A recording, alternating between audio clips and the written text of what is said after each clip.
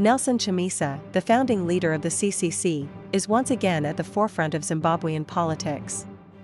After a period of relative quiet, during which he shared Bible verses and motivational content on social media, Chamisa is now directly challenging President Emmerson Mnangagwa's government and its controversial policies. Chamisa's return to the political arena comes after he dramatically quit the CCC last year, claiming the party had been taken over by ZANU-PF. Despite his renewed engagement, the 47-year-old opposition leader remains tight-lipped about whether he intends to form a new political party. Sources close to Chamisa have indicated that his recent messaging is deliberate and calculated. There had been growing concerns that his avoidance of contentious political issues was lending credence to the narrative that he had been compromised by the Mnangagwa regime. Last week, Chamisa joined a chorus of voices criticizing the government's new law requiring motorists to purchase radio licenses before renewing their vehicle licenses. He described the law as too draconian, anti-citizens and outrightly heartless. Taking to X, where he commands a following of 1.3 million, Chamisa questioned the rationale behind the policy. "Citizens are being pauperised left, right and center," he wrote. "Why does the citizenry of this country deserve so uncaring and heartless a leadership? What are people supposed to do with all this cruel taxation? Why must I pay for a service I don't use? Why should I pay for partisan propaganda? Where I am attacked in person and demonized from dawn to dusk? Do we have a parliament in Zimbabwe? Which other country does this to her citizens?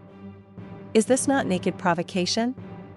Is Zimbabwe not a crime scene? Let's be clear, the real crisis in Zimbabwe's media sector is not a lack of policy, but the continued criminalization of journalism," Chamisa posted on X. "No amount of lipstick will beautify a frog. Instead of opening space for investment and innovation, this policy tightens the administration's grip on the media." Chamisa went on to say that genuine reform would entail dismantling the existing monopoly, rather than reinforcing it, and promoting local investment instead of stifling it.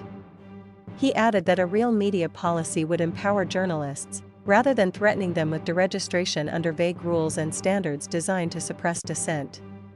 He also argued that it would promote self-regulation, as is the case in other respected professions, and transform ZBC and Zimpappers into genuine public service platforms, rather than echo chambers of outdated propaganda. When Chamisa went on the sabbatical, he made it clear that he was not leaving politics, but CCC as a vehicle for change, the source explained.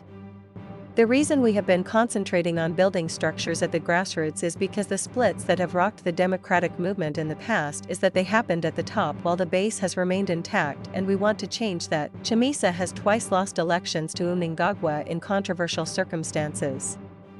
He refused to concede defeat in both the 2018 and 2023 presidential elections, alleging widespread vote fraud. Despite numerous attempts to solicit his comments on his future political plans, Chamisa remained unavailable for comment.